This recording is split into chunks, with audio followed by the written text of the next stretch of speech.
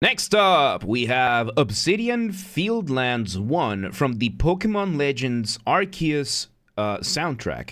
Once again, everybody, this is a Basterd's LFA, a layman-friendly analysis. I'm a professionally trained musician, a composer, and my objective here is to explain things in a way so that you don't have to be one to understand what is happening here, musically. So, if you like the sound of that, make sure you're following the channel, subscribe to the channel, whatever term you want to use. Like the video, share the video, leave a comment, turn on notifications, become a member. Once again, everybody, what happens if we reach 10,000 on YouTube before Christmas? The gaming channel, artists, let's collaborate, how to request songs if you're not on the stream, that and a bunch of other things. I have a spiel for this at the end of the video, so stick around for that. Disclaimers showing on your screen right now, so go ahead and pause the video if you want to read them in full. Otherwise, please be patient with me. I am acoustic and guitared, so please keep that in mind. And also, yes, I have a new setup right now, so I moved my screens around so I can actually look at the camera now. So I'm still getting used to that, so don't worry about that. With that said, let's do this. Let's do this. Obsidian Fieldlands. Let's go.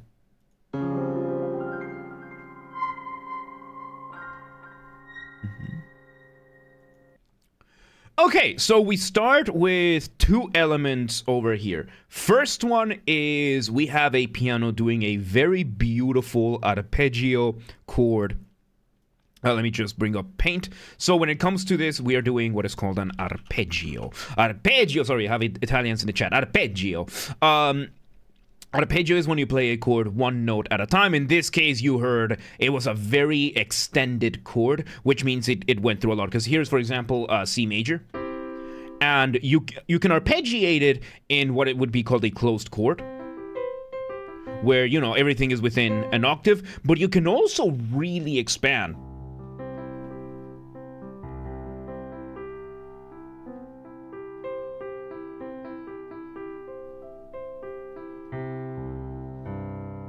You can really, really go off with these kinds of arpeggios, and of course it's very nice and melodic. And then we have what I think is a violin doing what is called a harmonic. Harmonics is a way of using what is called the harmonic series. For what we would call overtones. Now, the harmonic series is a very interesting thing that you can do with sound. Sound, of course, happens in frequencies. Frequencies being how the vibration of the sound waves and all this kind of stuff.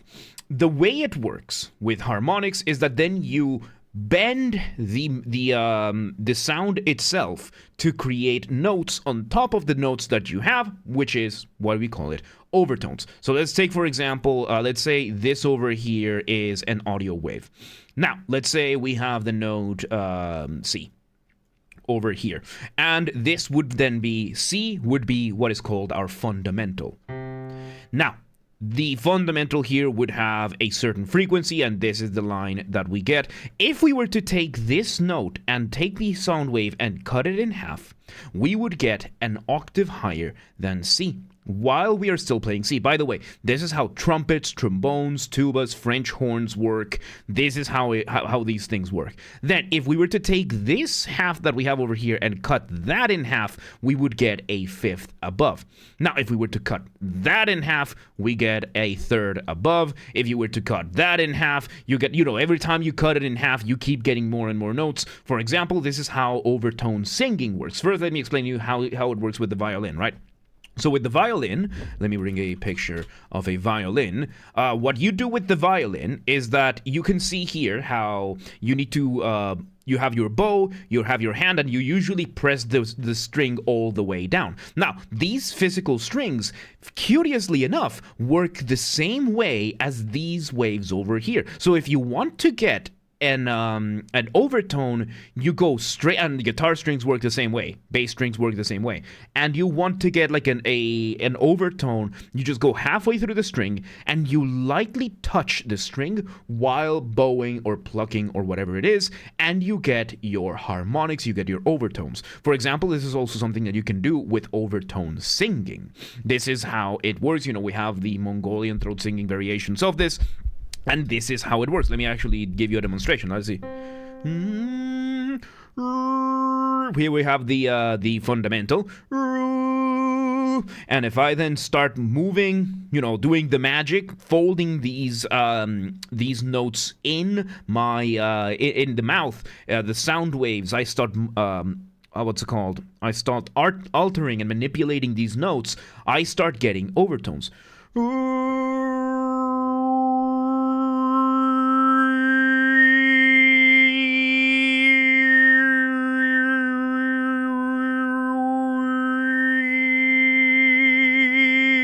And this is how you get overtone singing. Of course, there's a lot of variations that you can do this kind of thing, and it's really fun. And right now we're having that very sparsely used by the violin. And by the way, you can do this with Mongolian throat singing with like the low rumbling, the ooh, and then you can actually do the overtone singing on top of that, and you get really, really cool sounds that technically counts as singing 3 notes, right? Ooh.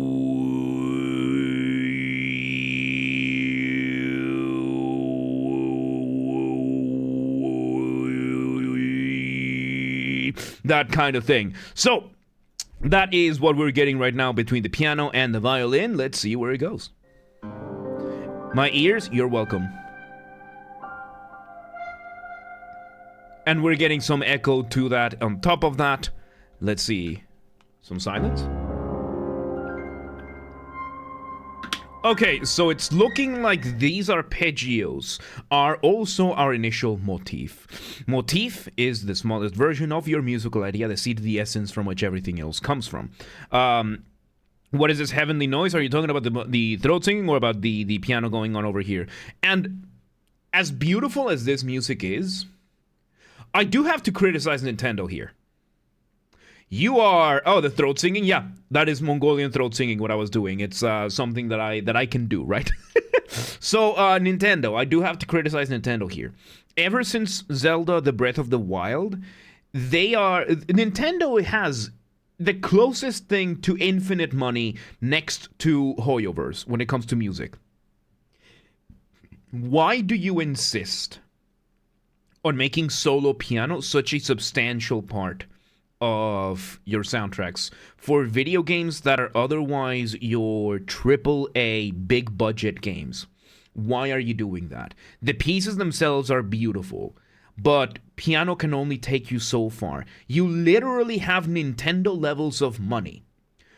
Why are you putting your composer through... Either your composer is lazying out and just cranking out piano music and just doing the orchestral bits or like other instrumentation for the big set pieces, or you are cheaping out on the music. Do not cheap out on the music. Like, it's one of those things that you do not want to cheap out on when it comes to your game. It's one of the 3 things that your players are going to be spending the majority of their time with.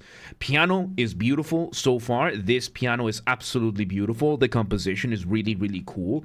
But if this is supposed to be a Fieldlands, like this, we are in a mystical area kind of thing.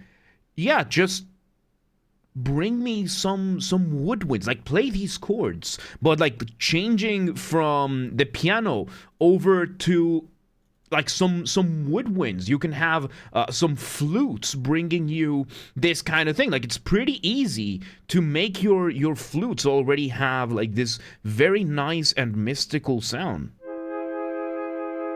Let me go an octave higher.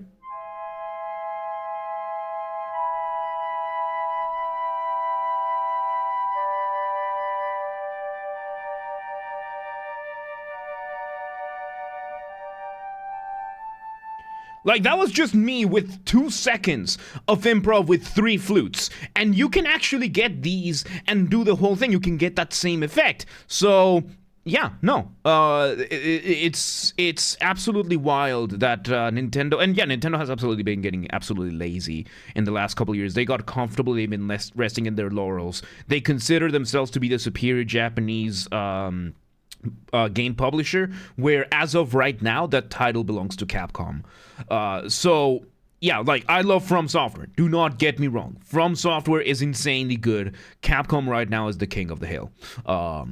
So yeah, no, it's just disappointing to see that. Let's see where this goes, because maybe this actually changes up. But yeah, this just reminded me of Breath of the Wild. Half of the open world soundtrack is just piano. So let's see where this goes. What are the other two things? The gameplay and graphics. How the game plays, how the game looks, how the game sounds. Those are the three things your player is going to engage with the most in your game. The least, and all of them need to have some sort of priority. How your game sounds, whether it is with music and sound design. How your game looks, whether it is with graphical fidelity or art style. How your game plays with your game mechanics. Those are the three things your players will spend the majority of their time with in your game. Like, yes, you might have cutscenes and dialogue and everything like that, but it all will stem from those three things. Those three things are the basic foundation pillars of your game. And there might be more, but yeah. I'm all for modern Pokemon slander. Slander would imply that it's not true. So I'm happy they lost their court case with Pocket Pair. Did they lose the court case, or did they? Because I know that they lost the patent. We're not going to get into that right now. But yeah, no, it's only slander if it's not true. And, yes, slander is spoken, libel is written. So yeah, there you go. Anyway, let's see where this goes. So we now have the motif now done. We do the harmonic again. So hey, at least in this case, we're getting these. And by the way, what we are doing over here is called sequencing. Sequencing is when you repeat a motif or any sort of musical idea, usually a melody, from a different starting point. There's two ways that you can do this. You can do this diatonically, or you can do this chromatically. Diatonic just means that you are staying within the scale or within the key signature that you're in. Let's take, for example, the key of C major. Let's take that for example, and then anything, that means just the white keys on the keyboard. If you play in the key of C major, as long as you're playing the white keys, you're playing something diatonic. Whereas if you borrow anything from the other black keys, any of the other 5 remaining notes in the 12-tone chromatic scale, then you enter chromatic territory. And sequencing, as I said, you're repeating the same musical melodic idea from a different starting point. So for example, let's say we have this very simple motif, and you can just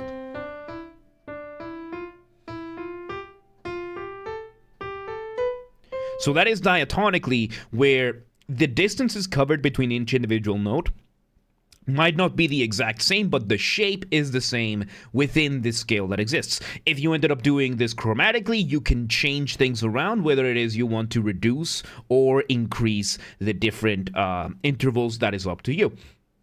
Garnet, welcome today. How you doing? So yeah, you could have, if you do this chromatically, you could even do this like this, right?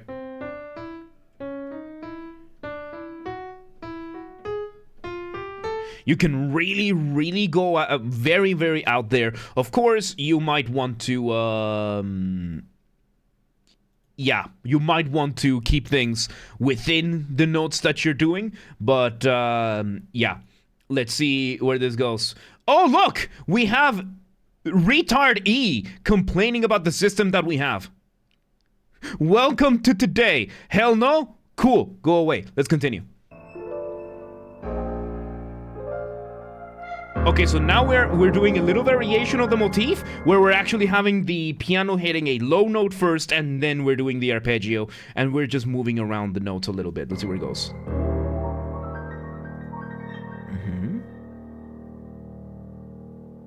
We're holding it. A little bit of silence. Oh my god! Okay, so it turns out we did not have a violin, we were having a cello. I think this is a violoncello. We now bring in a violoncello. It's this one. It's, as you can see, considerably larger than a violin. And it is just a beautiful, beautiful, low-sounding instrument. And yes, the graphics in this series have gotten worse over the time. I know, they have. Anyway, so we are now having the cello doing a melody out of, I think, everything that we've been doing so far. The cello is now going to do its interpretation of the motif. Let's see where it goes. So yeah, we now added a cello, a solo cello.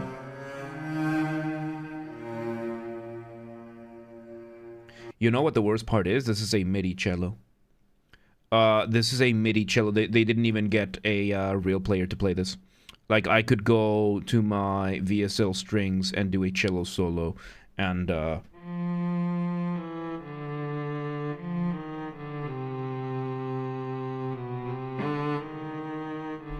course it's like a little bit lower.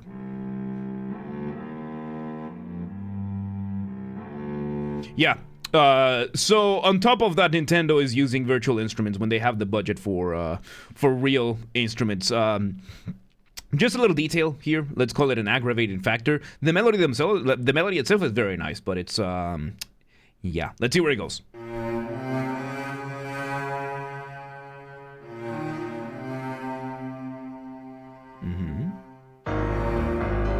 Okay, there we go. We start speeding up. So now we're speeding up. We are engaging in what is called reduction. Reduction is when you speed up whatever material you already have, and it seems that's what we're doing. Pokemon Company got no money for a live recording, obviously. Yeah, it's not like it's not like, yeah, you couldn't expect one of the most successful gaming franchises in the history of mankind to pay a live musician. Is there an easy way to differentiate between a cello and a double bass? Well, I mean, visually speaking, of course, there's a very easy way, a very, very easy way to differentiate. One of them you sit down to play, the other one you have to stand up and play with. The main difference is that the cello reaches down to here, and then the double bass has an additional octave beneath that.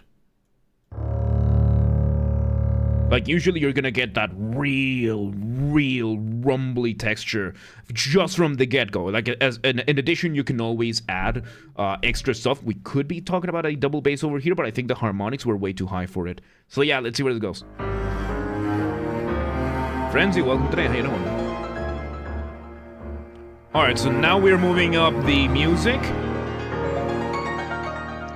There we go. This is a very Debussy-esque piece. This reminds me a lot of... Like, if you want to hear music very similar to this, listen to music by Debussy. This is very Debussy inspired, I would say. Pokemon music is phenomenal. Like, every other track we've done, like, this musically is really good. It just disappoints me that Nintendo does not engage with more. So yeah, let's just see where this goes, right? Welcome to How you doing?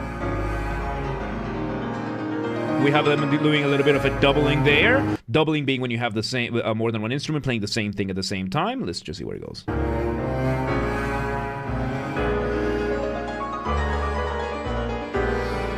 Very nice. So now the arpeggios are going up and down. We have now a more defined beat.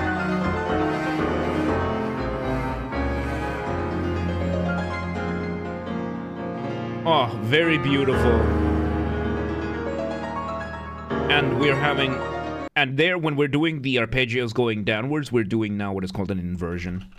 We're flipping the idea upside down, and we're taking it from there. So it's a lot of sequencing. We're now doing this little dance between the cello and the piano.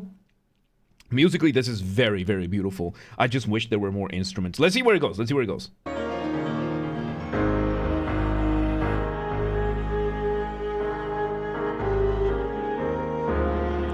Oh, look at that!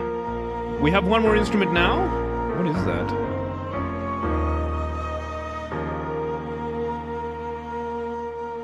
What is that?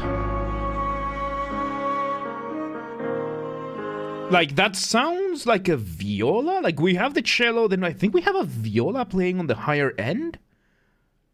I think that's a viola. I can't tell if it's a bowed instrument or a woodwind. I can't tell. Let's just see. So now we're having this version. The piano has now gone back into what is called the accompaniment. And let's see. There we go. Some cymbals.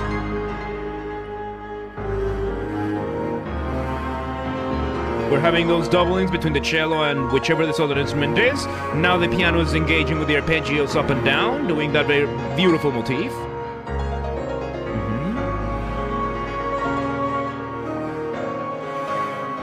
A little bit of speeding up to add a little bit more extra cadence. There we go. There we go. It only took 3 minutes for the string orchestra to show up. So there is more instrumentation. It just took 3 out of the 4 minutes. So now we bring in what is called a string orchestra, which is, you know, sections of violins, violas, cellos, double bass, and they're now giving an additional accompaniment to this whole thing. Looks like they're doing somewhere in between the piano and the cello. Like they're doing something between the accompaniment and the lead. Let's see where it goes.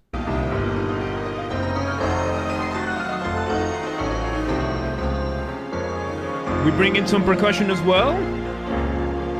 Some pitched percussion. It's difficult to tell with the virtual instruments. We have them holding down. We slow the piano once again. We bring in now these different arpeggios. Still reduced. It's interesting how this is still a... this is now the opposite of a reduction, by the way. This is called an elongation. This is technically slower than what we had before, but still not as slow as the still not as slow as it could get. But now we are having it's still a reduction. Elongation would be just slower. Right now we're having that moment where we have the bass, then the arpeggio, bass of the piano, then the arpeggio, going on back and forth. Let's just see where this goes. We have those pianos, and now we're toning things down. Rather than toning down. It's supposed to play a thing, Frenzy, but it seems it's not working today. So we bring it back to the piano. We bring back the harmonics.